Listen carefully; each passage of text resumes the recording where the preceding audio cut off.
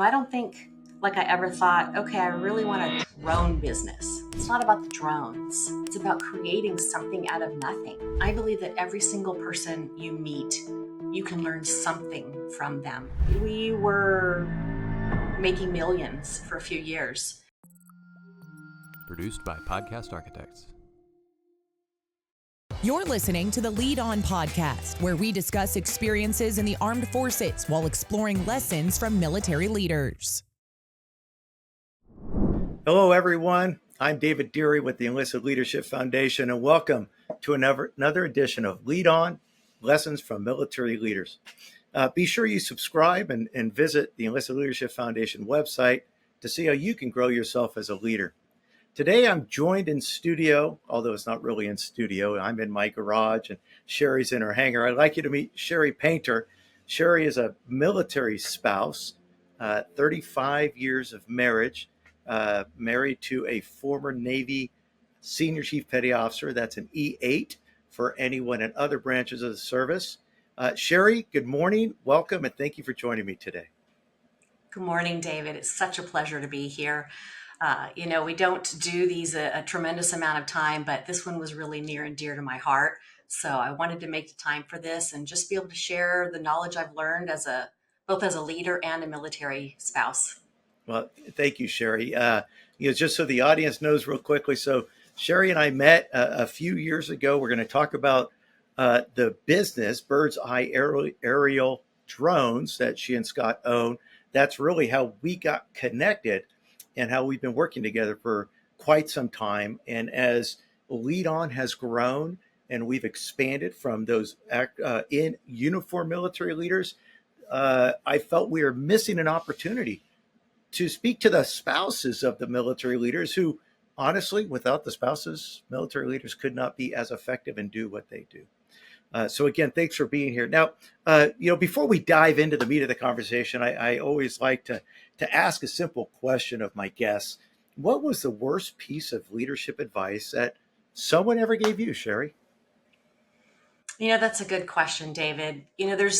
Everyone knows there's different styles of leadership, right? There's the domineering type, there's the subtle type. I think the worst piece of leadership advice I ever got was that I needed to be more domineering in my leadership. What's that mean? Yeah, right. It was really off the wall. I'm a pretty well-rounded leader, and I love growing as a leader. I think that's one of the most important things. As a leader, you need to understand that it's servant first, right? When you put your people first, when you're constantly growing yourself, I think that's going to be the very best leader if you're passionate about what you do. You love your people. John Maxwell says that, especially when it comes to leadership and talking about your people, and oftentimes we have a hard decision to make as leaders. And he says, when you're stuck and you're having a hard decision, just fall on the side of the people. Even if the outcome isn't the desired outcome, it'll still be good because you put your people first. Which, it reminds me of a future guest who is a commanding officer of an aircraft carrier who, because he put his people first, it cost him his military career. Wow. But it was the right decision. So it's loyalty. It's loyalty. But more on that when that guest comes on. Yep. So married for 35 years. Where are you, Scott, from? How'd you meet? And what drove you guys to the Navy? Yeah. David, we actually met in high school. We went to Germantown High School together. My father was a pilot for FedEx. Okay. He's now retired and actually works for us. He's part of our flight ops department. I did not know that. Okay. Yes. Now, is this Germantown in Tennessee? Yes, okay. Germantown, Tennessee. So my dad worked for FedEx, which at the time, Memphis was the only hub. We met in geometry class. And we became friends first. And then we decided to start dating. And, 35 years later, through a whole military career and everything else, we're still together. So, I think what drove Scott to the military was the opportunity to grow himself and to be able to get an education. Mm-hmm. Now, what did Scott do? What was his job?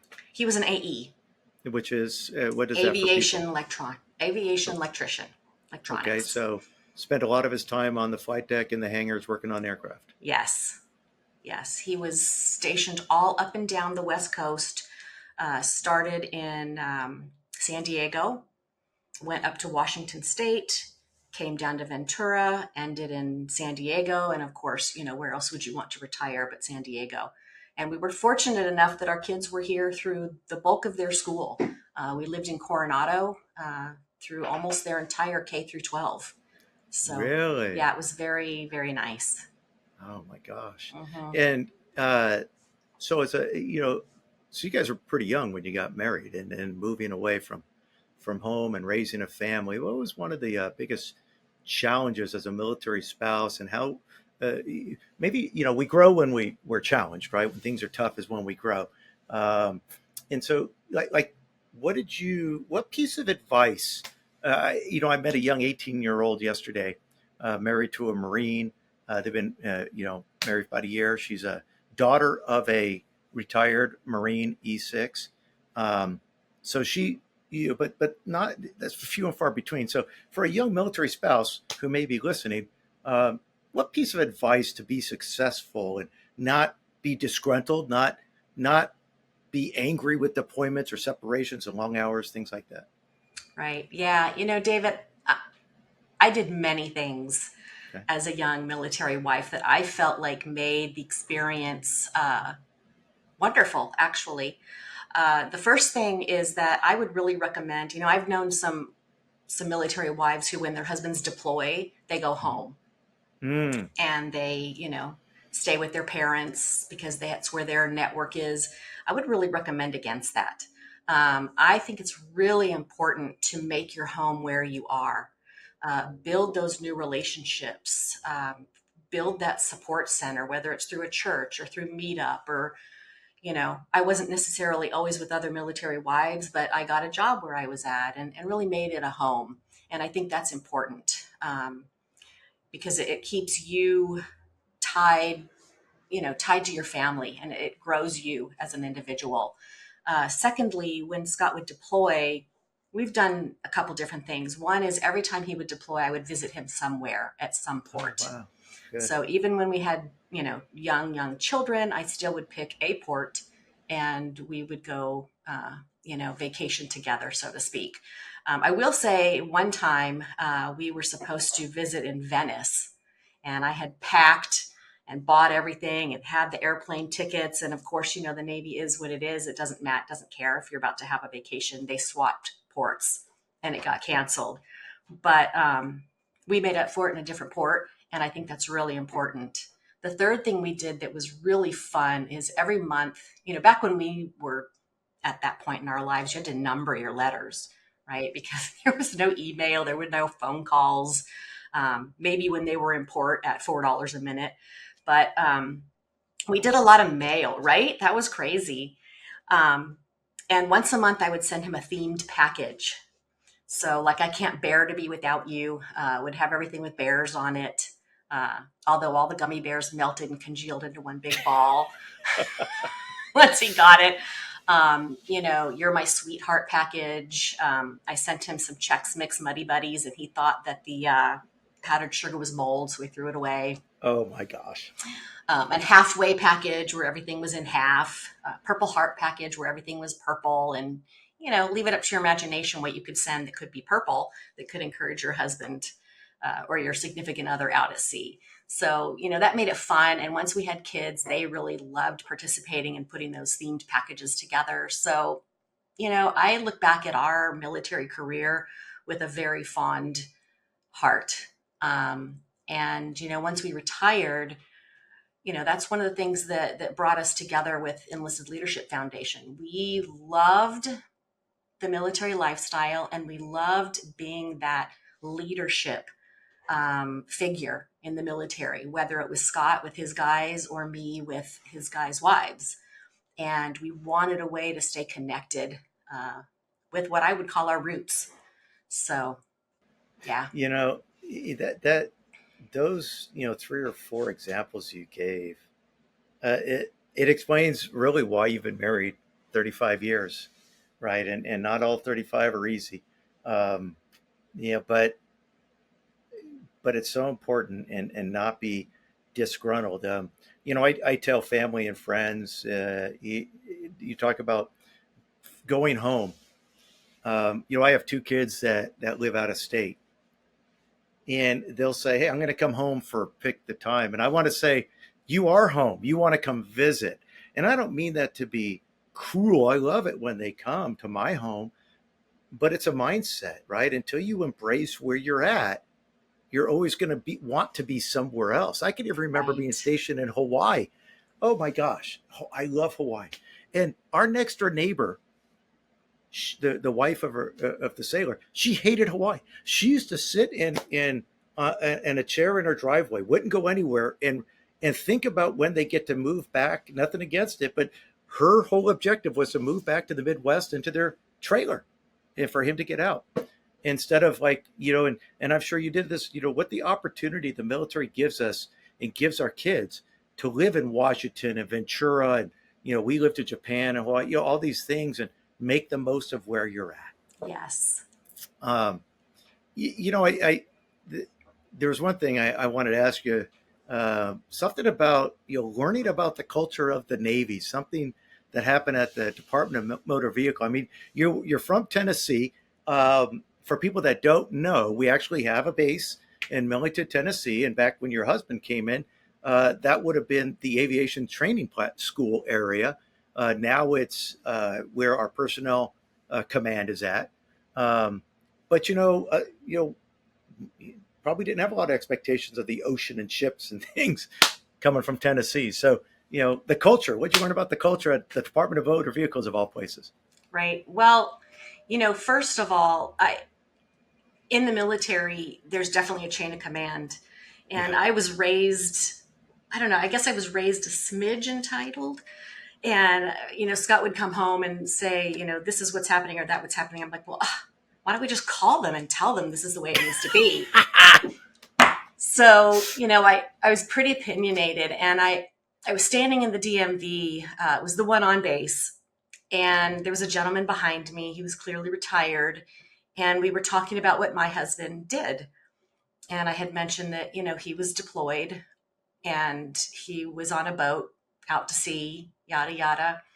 And this retired gentleman proceeded to tell me for 20 minutes that my husband is not on a boat. He is on a ship. And he told me all the reasons why. And I never made that mistake again.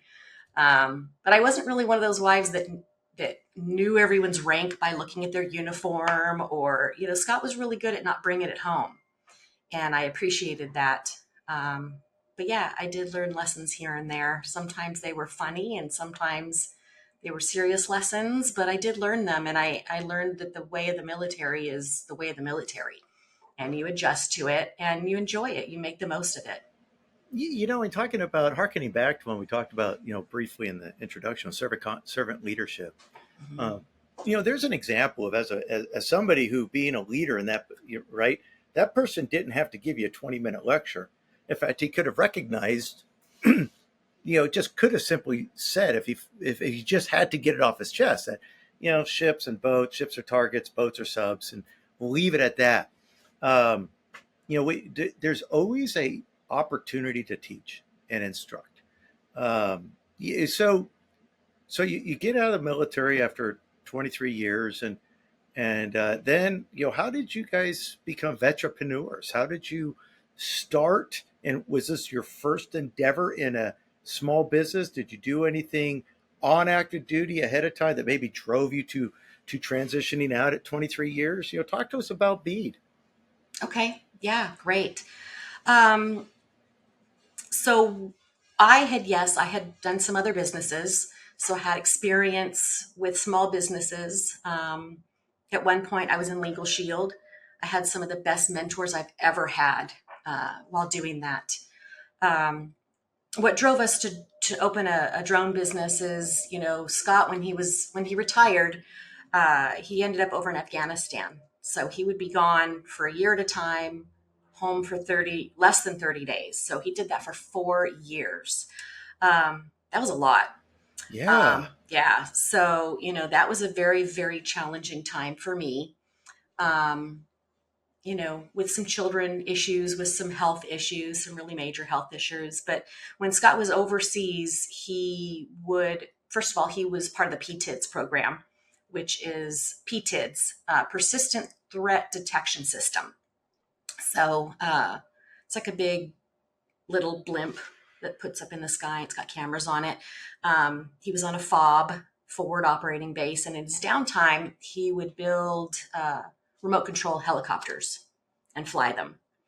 And just, his experience with aviation, PTIDs, flying those helicopters and flying remote control planes with my son for years, he started to realize the benefits, the capabilities of what that was going to look like. So because of my health, he ended up coming home and starting his business. It was great to have him home. It was a big challenge for him because he had to be, business owner and caretaker at the same time. About 2 years into it, I began to get better, improve, and began to join him, which was great because the military doesn't really give you experience in building your own business. Quite the opposite. So we really had different strengths to bring to the table. He, excuse me, he had that operational side of things really nailed down. And then I had the business side of things. So together we were able to make a really great team. Although it took some time to get used to going from seeing each other 29 days a year to every day. But, it was a transition.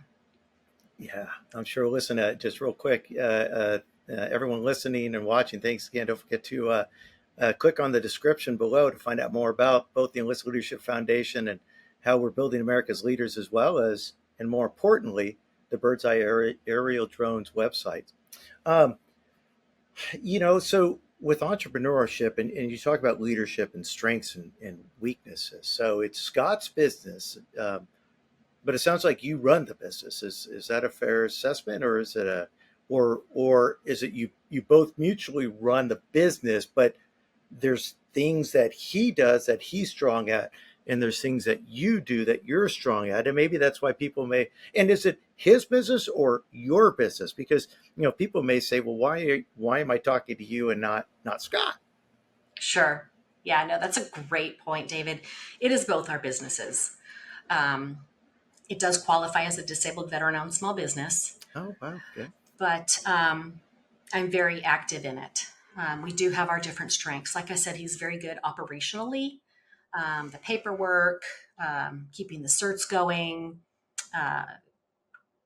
being in aviation for his whole career, he has that side of things pretty nailed down. The Navy SOPs, standard operating procedures and policies. And, our business is built on a lot of that because that's his experience. And I think that's what really differentiates us from other companies is that ability to have a very solid foundation because he's got an MBA in aviation management as well.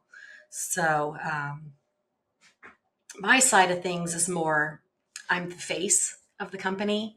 My strength is more people. People are my strength. And whether it means, doing things like this, being a face for the company, or having that integration with all of our employees, doing reviews and that type of thing, that all falls on me. And I don't mind it. That's the part I enjoy. I love connecting. I love networking. I love meeting new people. I love hearing their stories. We talk a lot about leaders teaching. Well, leaders learn too. Yes, I believe yes. I believe that every single person you meet, you can learn something from them. That's kind of. I would even say not just every person, but every experience. You're right. You're right. Every experience. I mean, this is something that I don't know that I've brought this up before, but when Scott and I were younger, we go to church. We have a church family that we love, and we were having a meeting down at San Diego Convention Center. And there must have been other things going on because it was packed. So there were actually people out there, like homeless people, bringing you to a parking spot thinking maybe you'd give them a tip. So this guy and girl, they see that we're looking for parking. They bring us to this spot. We give them a tip and we start talking with them. And we find out that they're a young married couple. and they had just moved to California because they couldn't find jobs where they were at. And they had come to California hoping to find something better.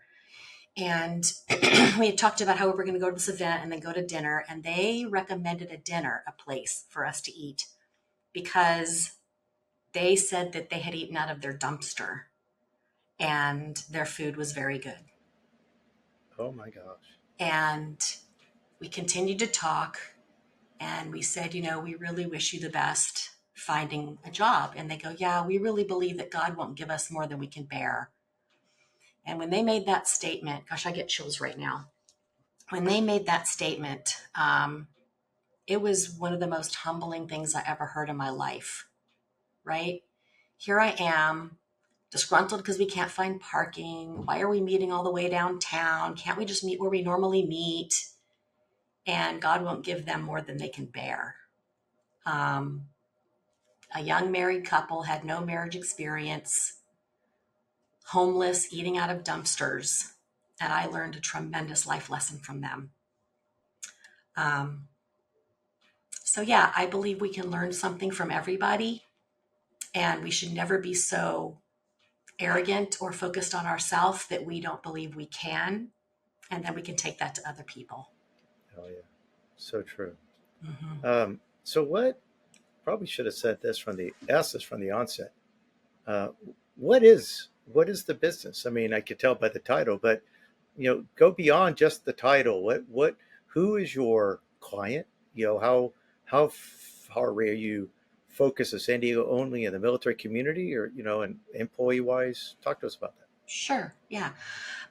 When Scott and I first started, we call it B.E.A.D because bird's eye aerial drones is a real mouthful, and most people spell Ariel like the mermaid, which will not get them to where we are.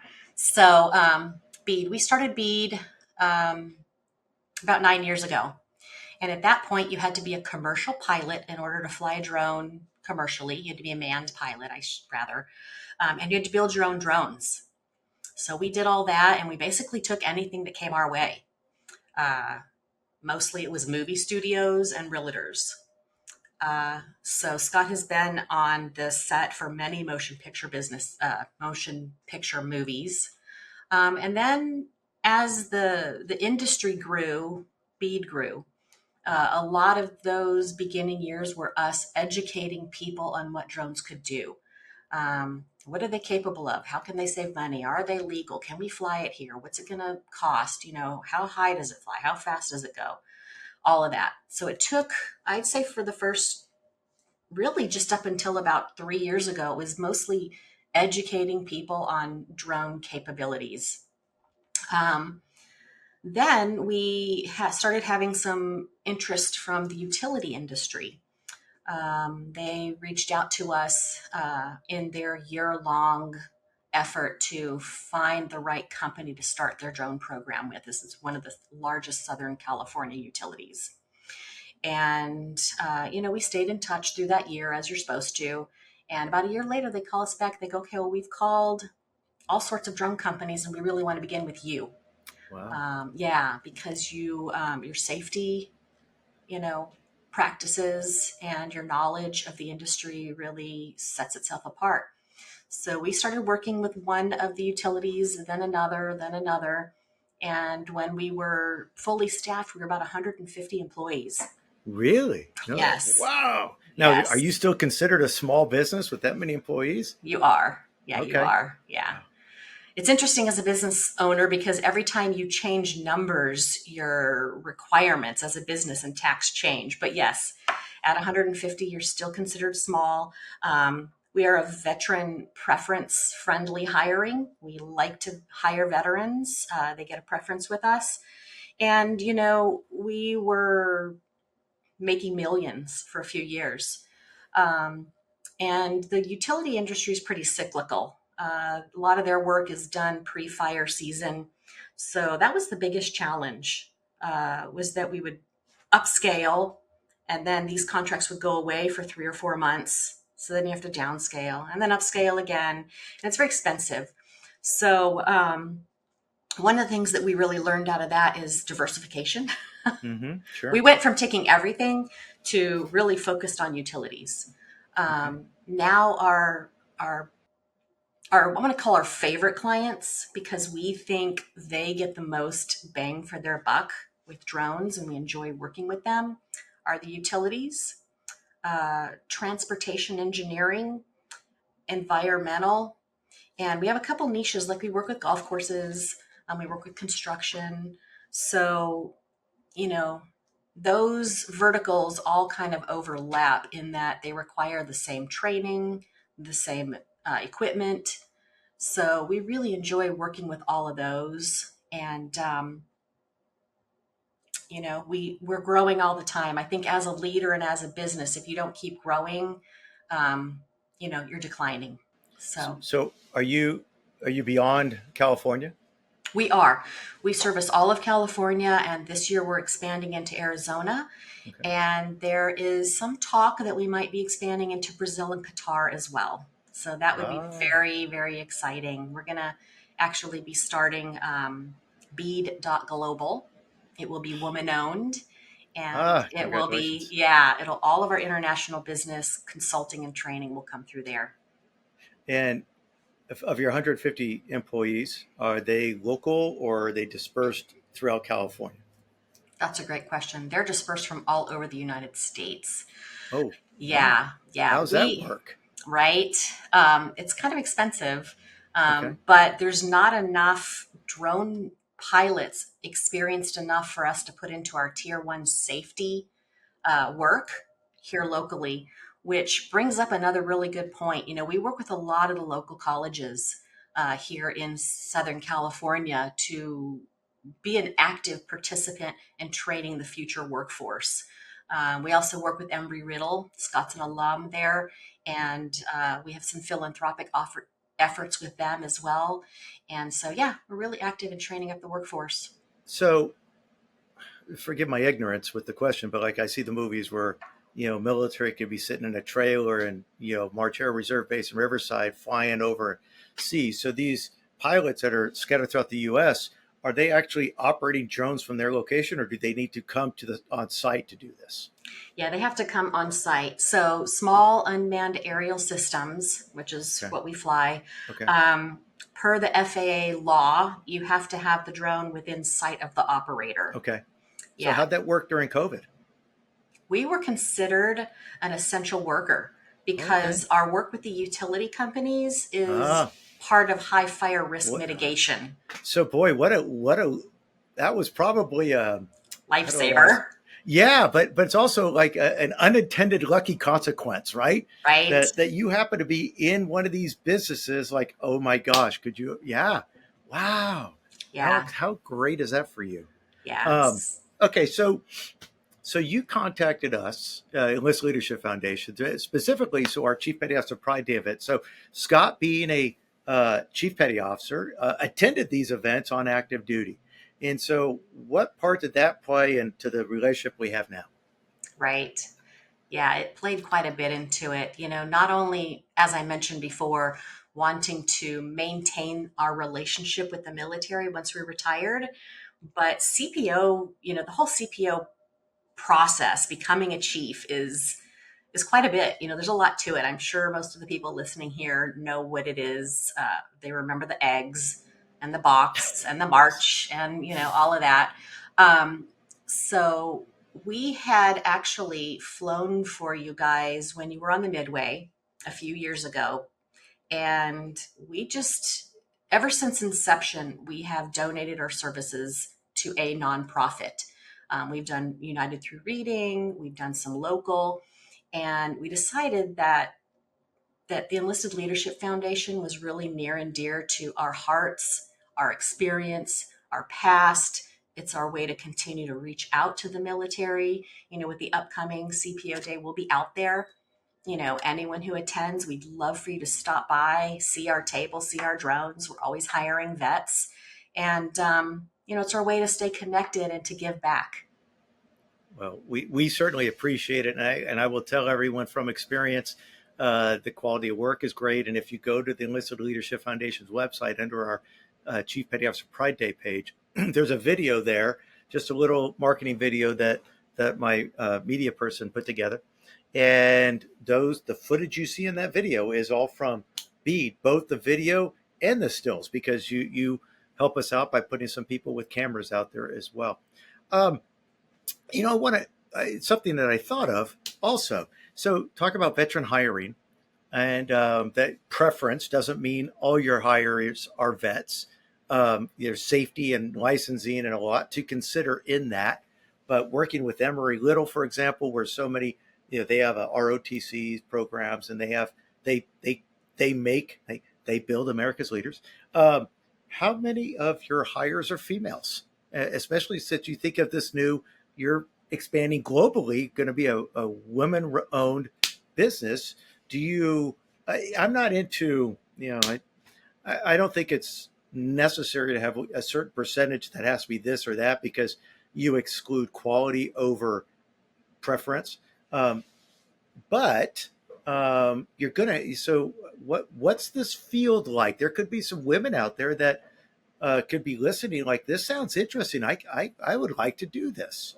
I can even picture moms whose spouses are deployed playing with drones now, because it's common. They're everywhere now with their kids. So I just spoke for 3 minutes on a question, but how many women do you have working for you? Yeah, we have quite a bit, David.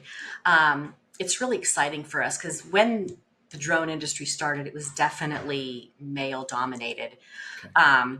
One of the things we really love doing is Maybe that's what that guy said when you needed to be more domineering. For the right. worst piece of, yeah, right. Anyway, Yeah. sorry. So no, it's fine. Our teams, we have teams that go out. Our pilots always have a safety observer with them.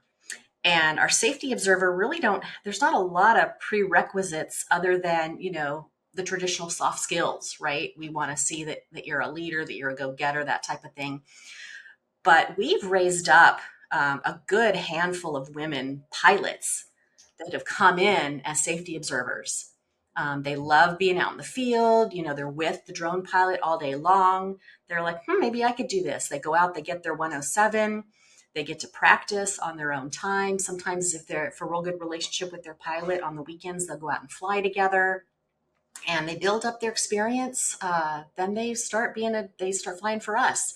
We put them on some of our non-tier 1 safety jobs, and they work themselves up to flying. I'd say at least half a dozen, at least. And there's a lot of positions besides flying a drone. There's a lot of back work that goes with that. We have a whole flight ops department. It takes a lot of work to get airspace and ground space and schedule the flights and track the pilots and keep them safe out there. We have a whole HR department. We've got a GIS department, Wow. video production. It's something we've run into working with you is getting that clearance and the FAA stuff and height ceilings, especially when we're around the Midway. Not so much now that we're at Silver Strand State Beach, Right. but still. So it is. So now I'm just asking because I'm kind of curious, and I think it's important to ask. And people, don't forget, I'm not going to hit all the questions, so feel free to reach out. Websites below to Sheri and her team. But so, do you pay people? Is it a salary or is it a job-based pay? Like, are they 1099 employees? And then they take these skills and they get contracts with other. I don't know how big the industry is or how much competition there is. I mean, you just cover down California, maybe Arizona, and we know that there's. I work for an insurance company, and we've been using drones for years to go scout out catastrophe operations before families could get back after floods, fires, and things, to assess property damage. Sure. Yeah, that's a great question. When we first started, we were all 1099. All of our pilots were 1099. And then AB5 happened. California has its own country over here. We have our special laws. So everyone became employees. So as far as salary versus hourly, our pilots are mostly hourly. They get paid a very good living wage. Okay. Much higher.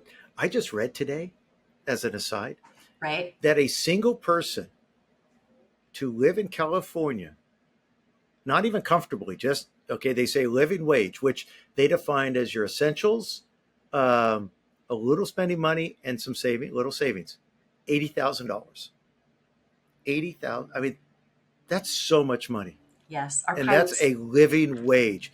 So right. people, here is a great, you heard it from the owner. Okay, a living wage. Not saying this could be $80,000, but here's a skill set that it's a growing industry. So anyway, so Yeah. you pay your employees very well on an hourly basis. Yes. Our leadership is usually salary. Okay, that makes Um, sense. yeah. Um, and our pilots and safety observers, that type of thing, they're hourly. But they live very comfortably when they're out in the field because it's kind And of they could work for unique. other there's not, you don't have a non-compete agreement. They can go other companies and stuff, even though that they're on your payroll. Not while they're on our payroll. If they want to Okay. leave and go work for another company, they can. Okay. But if they're Okay. working for us, they're probably going to be full time.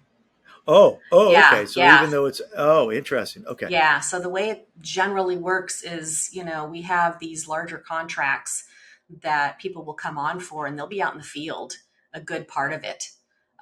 So depending on which contract they're working on, they could be working from home or they could be working from a hotel that we put them up in with a vehicle and per diem and all that.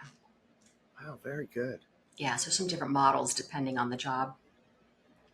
Well, this is really exciting, Sheri, and I'm really glad that we made the opportunity, specifically now, right? Because I'm hoping, or we're hoping that there's going to be some Navy chiefs that are in Southern California and beyond. We'll get people from Ventura, San Francisco, and Arizona that are going to come to Chief Petty Officer Pride Day on September 22nd, and many of these are be looking to transition out. A lot of them want to stay in Southern California. They own a home here. Their kids could be getting, in, like you said, in school. They really don't want to leave. And not, listen, I'm not a fan of being a geo bachelor. So the fact that Scott, 11 months a year, took a job for 4 years, that's hard. And here's an opportunity, maybe if the if there's a right fit and you could fill it, that they can come talk to you on CPO Pride Day. Definitely. Um, what's the biggest lesson that you learned as a journey in your journey as an entrepreneur? You not just this business, maybe and maybe the few businesses you had leading up to this. I think one of the biggest lessons I ever learned was how to deal with my health. Okay. Like I said, Scott came home uh, to to be a caretaker, and for 2.5, almost 3 years, I was pretty much bedridden. It was very, very difficult. I had gone from being I call it a type A high performing person to not being able to do anything really. Um, and as I healed, I slowly was able to come back, but it took a lot of work, right? You have to learn a lot of tools to, to, to utilize to not just function, but to be okay with it mentally. Not being, I should be doing this, I should be doing that, but really understand you can do what you can do, and that's all you can do.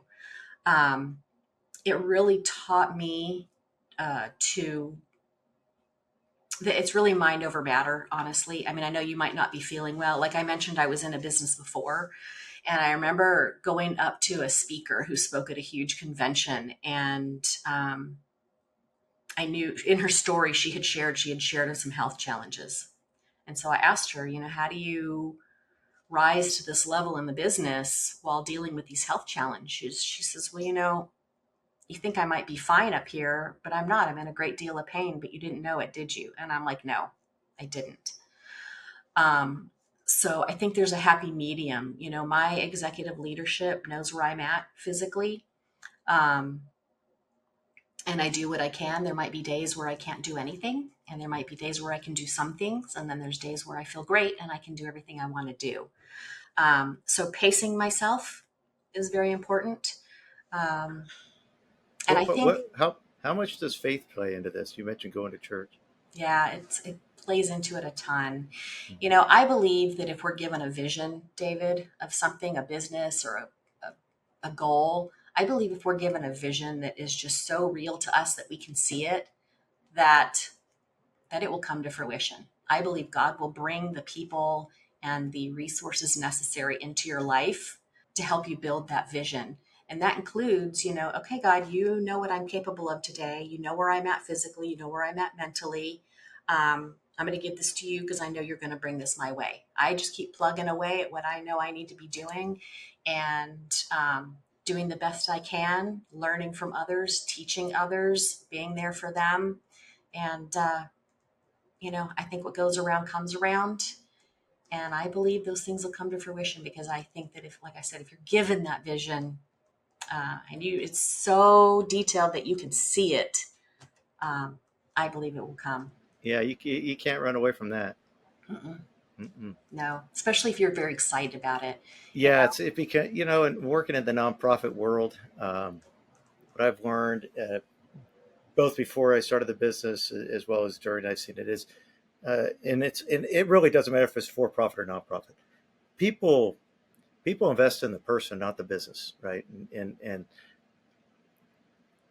so when it's that detailed that it's just passion, and if people get that sense and how you light up, and they're like, man, and then they grab onto that and they want part of that, and that what gives them. That's why having good employees that can also grab onto that vision, because they're an extension of you, and they're representative of you, and that's going to get more business down the road. So which goes into how you take care of those employees, pay them well, give them their car, their hotel, things like that. Yeah, and I think it's important to say that, I don't think like I ever thought, okay, I really want a drone business. Yeah. It's not about the drones. It's about creating something out of nothing, right? You're literally taking nothing, you're taking an idea, and you're creating a real thing out of it. And with that real thing, you get to bless many people. And that is what I am fired up about. Well, thank you so much. But before we sign off, I do have to ask one final loaded question, if you will. Okay, I'm ready. So, we all make bad decisions, and sometimes, we don't all make it, but there's times that we make a bad decision. So what's a mistake or a bad decision that maybe nobody knows about but you, and you're like, oh man, I got away with that one. I don't want to do that again. Mm-hmm. You ever have one of those moments? Yeah, I do. I have, and I don't think it was like a one thing that I did. I will say, remember we were talking about how we kind of took whatever came our way with the drone business, and then we got very busy with utilities.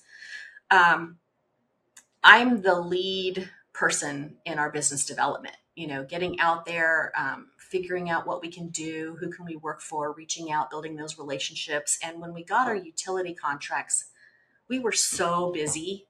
We were so busy working in our business that I stopped working on our business. And I think that's a really important thing for entrepreneurs to remember, is that you might be busy doing this or that or the other, but if it's not working on your business, then you're working in your business. It won't grow that way. That's so good. Mm-hmm. That's really so good. I'd say that's the biggest mistake / lesson that I've learned, is continually, regardless if it's going on, delegate this or that if you need to, but stay on track and work on your business. That's good. Mm-hmm. Well, Sheri, I want to thank you. And for the listeners out there, I want to thank you for listening today. Don't forget to like and subscribe so that you'll never miss an episode of Lead On. You can also click the link below again to learn more about the Enlist Leadership Foundation and stay informed. And also, please, please, please head over to Bird's Eye Aerial Drones website. It's there below. Click on it. And you can also find them on Facebook, Instagram, LinkedIn. Sheri, thanks again. Give our best, or my best, to Scott. And I look forward to seeing you guys out there at CPO Pride Day on September 22nd. Definitely. See you soon, David. Thank you for this opportunity to share. You're welcome. Thank you for your service. Mm-hmm. Thank you. Bye-bye.